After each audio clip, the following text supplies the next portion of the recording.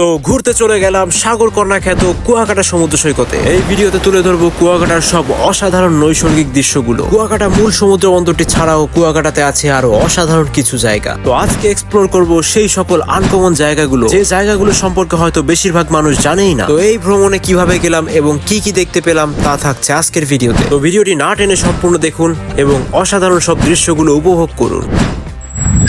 তো আমরা রাত 12টার দিকে রওনা শুরু করলাম, যাতে একদম ভোরের দিকে আমরা কুয়াকাটা পৌঁছাতে পারি। আর আপনি ঢাকা সংলগ্ন যে কোনো স্থান থেকে সরাসরি কুয়াকাটার বাস পেয়ে যাবেন। তো এইমাত্র আমরা একটা যাত্রা বিরতি দিলাম।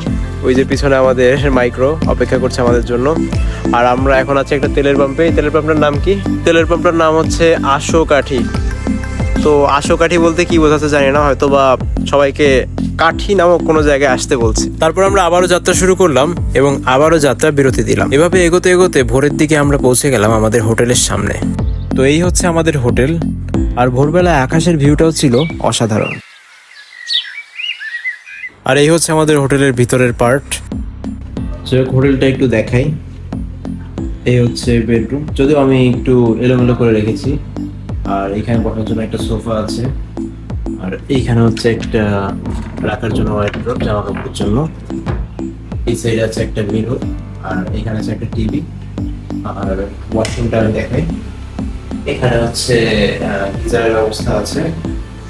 এখানে হচ্ছে হাই কমোড, আর এইখানে একটা বেসিন। তো হোটেলে মালপত্র রেখে আমরা অগ্রসর হলাম সমুদ্রের দিকে। বাতাসে ভেসে আসছে নোনা জলের গন্ধ, যেন দূর থেকে সাগর আমাদের ডাকছে। এ যেন সাগরের বুকে মুক্ত বিহঙ্গের ঝাঁক, আর তাদের ডানায় ভর করে ভেসে বেড়াচ্ছে আনন্দ। সূর্যের সোনালী আলোয় চিকচিক করছে সাগর, আর তার রূপ যেন কোনো শিল্পীর তুলিতে আঁকা ছবি।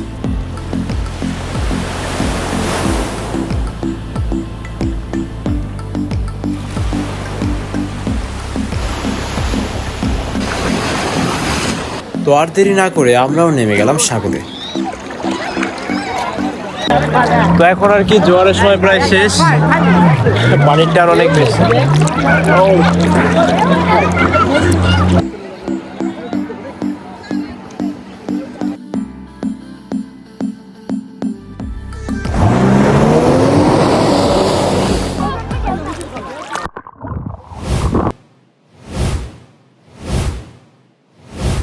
তো বিকেলবেলা অটো রিজার্ভ করে আমরা আবারও ঘুরতে বেরিয়ে পড়ি।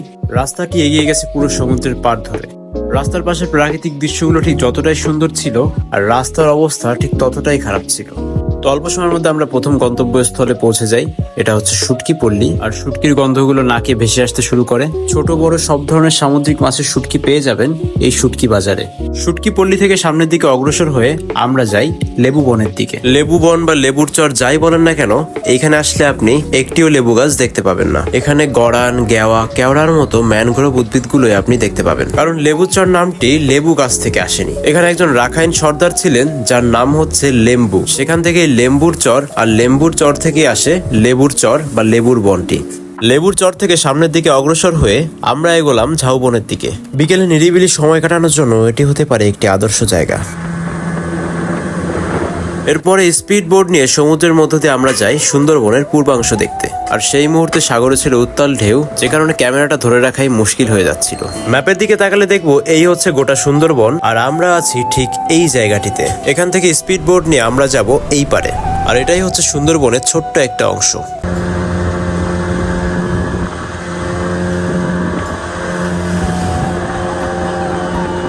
তবে এই পর্যায়ে আমার ক্যামেরার লেন্সে কিছু সমস্যা দেখা দেয়, যে কারণে সুন্দরবনের পূর্বাংশের ভিডিওগুলো আমি সঠিকভাবে করতে পারিনি। তো সে কারণে আমি দুঃখিত। তবে আগামীকালকের জন্য থাকছে কিছু অসাধারণ জায়গা।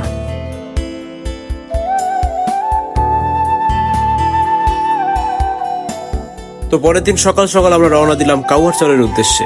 তবে শুরুর দিকে রাস্তাটা ভালো থাকলেও কিছুক্ষণের মধ্যে আমরা প্রবেশ করলাম একটি বাজে রাস্তায়। তবে রাস্তাটা খারাপ হলেও রাস্তার আশেপাশের যে প্রাকৃতিক দৃশ্যগুলো, সেগুলো ছিল আসলেই মনোমুগ্ধকর। মাছ ধরার নৌকা, জলাভূমি এবং ম্যানগ্রোভ উদ্ভিদ সব মিলিয়ে ছিল একটা অসাধারণ দৃশ্য। তো এইভাবে প্রাকৃতিক দৃশ্যগুলো উপভোগ করতে করতে আমরা এগিয়ে চললাম কাউয়ার চরের দিকে। তবে মাঝখানে একটি জায়গা দেখে আমরা না দাঁড়িয়ে পারলাম না। এই জায়গাটিকে ভালো করে দেখুন। এক মুহূর্তের জন্য আপনি ভেবেই নেবেন এটা হয়তো বা কালারগুল রাতারগুলের মতো কোনো জায়গা, অথবা সুন্দরবনের মতো কোনো ম্যানগ্রোভ বন। একে বেঁকে চলা খাল, সারি সারি নৌকা আর জঙ্গল সব মিলিয়ে সৃষ্টি করে এক অসাধারণ পরিবেশ। চলে আসছি কাউয়ার চর।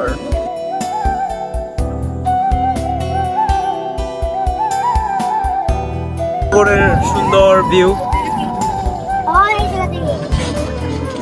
আর রাস্তার খুব বাজে ভিউ।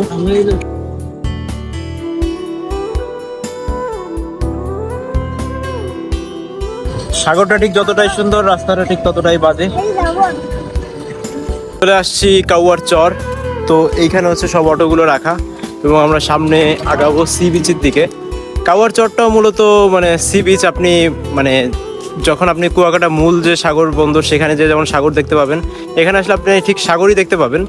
তবে এখানে আসলে সাগরের ভিউটা একটু অন্যরকম, আর হচ্ছে আশেপাশে ঝাউবন আছে। তো এতটুকুই ডিফারেন্স, বাট ওভারঅল ওইখানেও সাগর, এইখানেও সাগর।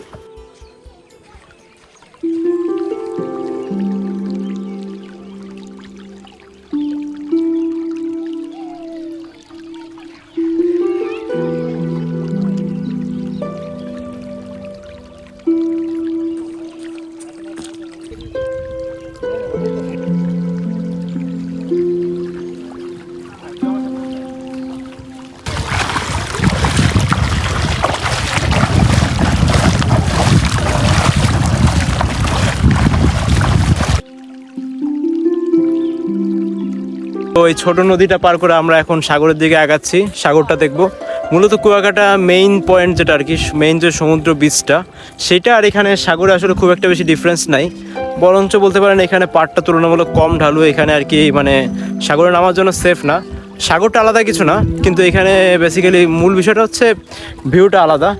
আমরা এখানে একটা ফাঁকা পরিবেশ পাবো, একটা ফাঁকা জায়গা পাবো। মানে এখানে আর কি লোকজন খুব একটা বেশি আসে না, যে কারণে আমরা সমুদ্রটা পুরো মানে ফাঁকা পাবো, নির্জন একটা পরিবেশ। এটাই আসলে, এছাড়া আসলে ডিফারেন্সটা খুব একটা বেশি কিছু নেই। এই যে হচ্ছে ঝাউবন আর এই যে হচ্ছে সাগর। দেখতেই পাচ্ছেন সাগর কত শান্ত। তো এইখানে এমনিতে তুলনামূলক ঢেউ কম থাকে। আর একটা বিষয় হচ্ছে এখন ভাটার সময়, এই জন্য পানির স্তর অনেক নিচে নেমে গেছে।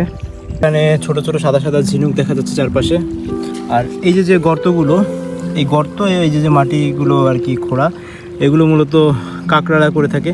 এখানে অতি ক্ষুদ্র এতটুকু সাইজের কাঁকড়া থাকে, তারা এখান থেকে চলাচল করে। আপনি এদেরকে কখনো সহজে ধরতে পারবেন না, কারণ এরা খুবই চালাক চতুর। এই যে আমার পায়ের নিচে জায়গাটা, এই জায়গাটা ভেজা ভেজা, অর্থাৎ বোঝা যাচ্ছে যে কিছুক্ষণ আগে এখানে জোয়ারের পানি ছিল, এখন পানিটা অনেক দূরে চলে গেছে। তো আমাদের মোটামুটি কাউয়ার চর সি বিচটা ঘোরা শেষ। বললাম তো যে এখানে স্পেশাল কিছু নেই, তবে সাধারণত মানুষ আর কি কুয়াকাটা মেইন যে সি বিচ ওইখানে ঘোরাফেরা করে। তাই আমরা একটু ডিফারেন্ট কিছু জায়গায় যাওয়ার চেষ্টা করলাম। এবার আমরা আরেকটা ডিফারেন্ট জায়গায় যাব যেখানে সচরাচর মানুষ যায় না। এবার আমাদের নেক্সট গন্তব্যস্থল হচ্ছে মিস্ত্রিপাড়া। সেখানে রাখাইন সম্প্রদায়ের কিছু জীবনযাপন, তাদের মার্কেট এবং সেই ধরনের কিছু বিষয় আমরা দেখানোর চেষ্টা করব। তো আমাদের সাথেই থাকুন। তো কাউয়ার চর থেকে আমরা আবারও এগোলাম মিস্ত্রিপাড়ার উদ্দেশ্যে। আর এখানেও চলতি পথে কিছু অসাধারণ দৃশ্য পড়লো আমাদের সামনে। তো অল্প সময়ের মধ্যে আমরা পৌঁছে গেলাম রাখাইন মার্কেটে।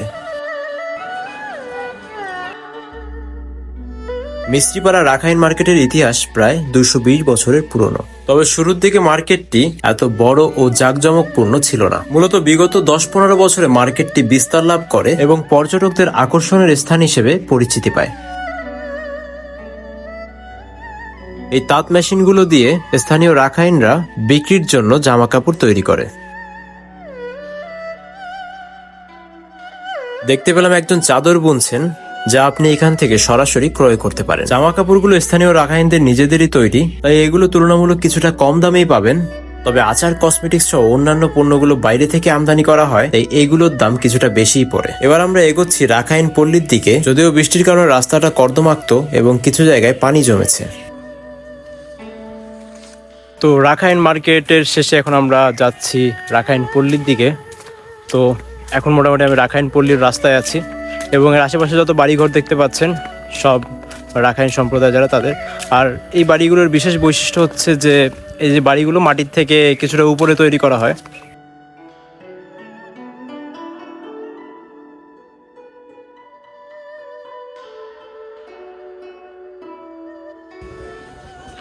তো 20 টাকা দিয়ে টিকিট কাটলাম। এখন এই বৌদ্ধ মন্দিরটার ভিতরে যাব, দেখা যাক কি কি দেখতে পাই। গৌতম বুদ্ধের এই ভাস্কর্যটি প্রায় 36 ফুট লম্বা এবং ওজন প্রায় 70 মণ। এটি তৈরি করতে 5 জন দক্ষ শ্রমিকের 30 মাস সময় লাগে। 1991 সালে প্রভাবশালী রাখাইন নেতা মিস্ত্রি তালুকদার এই মন্দিরটি নির্মাণ করেন। তার নাম অনুসারে এই এলাকাটির নামকরণ করা হয় মিস্ত্রিপাড়া। মন্দিরের বাইরের সাইডে একটা কুয়া আছে, এই সাইডে। তো এখন আমরা সেই কুয়ার দিকে যাব, দেখি সেই কুয়াতে কি কি আছে। 2007 সালের সিডর এবং 2009 সালের আইলায় এই মন্দিরটি ব্যাপক ক্ষতিগ্রস্ত হয়। একটি জার্মান কোম্পানির সহায়তায় 44 লক্ষ টাকায় মন্দিরটি আবার পুনর্নির্মাণ করা হয়। এটাকে বলা হয় মিষ্টি পানির কুয়া।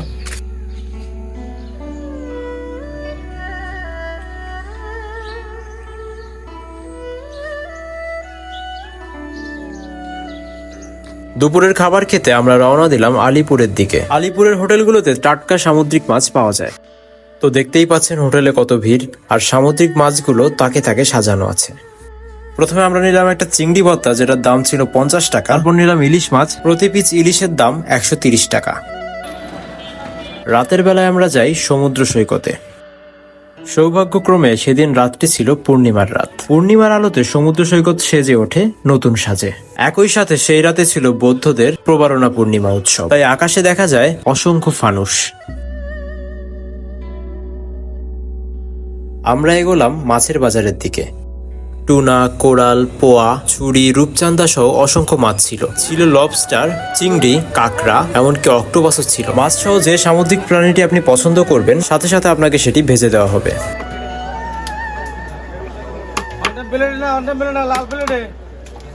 তো আমরাও মাছ সহ কিছু সামুদ্রিক প্রাণী অর্ডার দিলাম। এখন সেগুলোরই প্রস্তুতি চলছে, আর খাবার আসতে আসতে একটু সাগর পাড় থেকে ঘুরে আসা যাক। তো হয়ে যাক সেই সিগনেচার পোজ।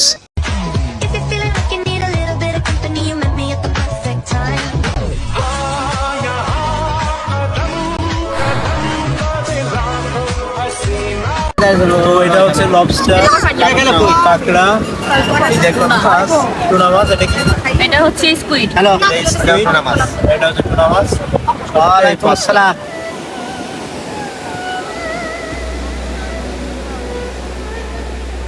সাগর পাড়ে দেখা মিলল একটি তান্দুরি চার দোকান।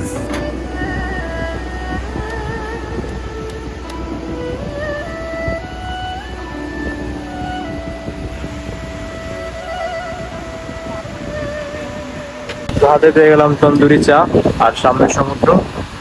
পারফেক্ট। তো চা খেতে খেতে আজকের ভিডিওটা শেষ করছি। ভিডিওটা ভালো লাগলে অবশ্যই লাইক, কমেন্ট, শেয়ার দিয়ে আমাদের সাথেই থাকুন, আর অবশ্যই সাবস্ক্রাইব করুন।